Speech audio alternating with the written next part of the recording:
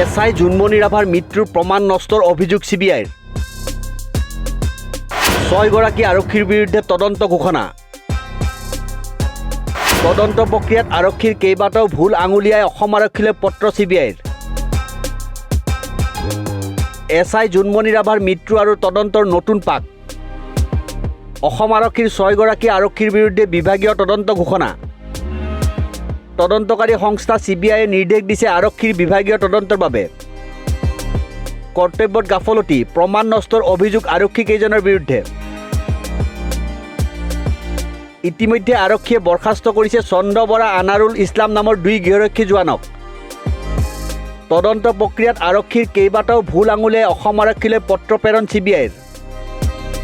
পূৰ্বৰ জখলাবন্ধাৰ OC পৱন Kalita হৈবৰগাঁৱৰ IC Abhajyoti Rabha নগাঁৱৰ TSI Utpal Baishya জখলাবন্ধাৰ উপ পৰিদৰ্শক জাকাৰিয়া চৌধুৰী মৰিকলঙৰ উপ পৰিদৰ্শক মনোজ বৰুৱা কনিষ্টেবল ৰেব বৰুৱা আৰু মজিবুৰ ৰহমানৰ বিৰুদ্ধে বিভাগীয় তদন্তৰ নিৰ্দেশ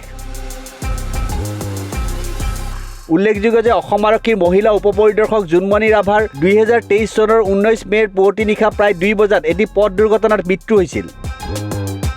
জখলাবন্ধাৰ সৰুভগীয়াত ভয়ংকৰ পথ দুৰ্ঘটনাত পতিত হৈ এসআই জুনমণি ৰাভাৰ মৃত্যু হৈছিল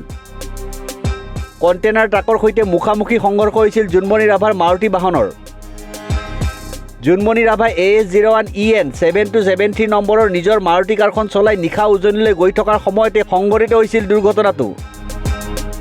নিয়ন্ত্ৰণ হেৰুৱাই বিপৰীত দিশৰ পৰা আহি থকা তীব্ৰবেগী UP 78 UT 4518 নম্বৰৰ কণ্টেইনাৰ ট্ৰাকত খুন্দা মাৰিছিল জুনমণিৰ বাহনখনে ৰহস্যজনক পথ দুৰ্ঘটনাটোত জুনমণি ৰাভাৰ মৃত্যুৰ ঘটনাৰ প্ৰথমে কৰিছিল CID পৰৱৰ্তী সময়ত অসম আৰক্ষীয়ে তদন্তৰ দায়িত্ব দিছিল CBIক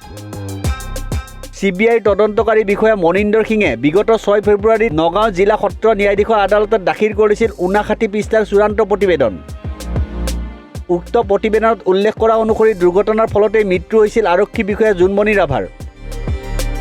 CBIয়ে নগাঁৱত ৰুজু হৈ থকা 3টা গোচৰৰে চূড়ান্ত প্ৰতিবেদন দাখিল কৰিছিল উক্ত প্ৰতিবেদনত জুনমণি ৰাভাৰ হত্যা অথবা চৰম সিদ্ধান্তৰ বিষয়টো সম্পূৰ্ণৰূপে নচ্যাত কৰিছিল নিউজ ডেস্ক ৰিপৰ্ট নিউজ 13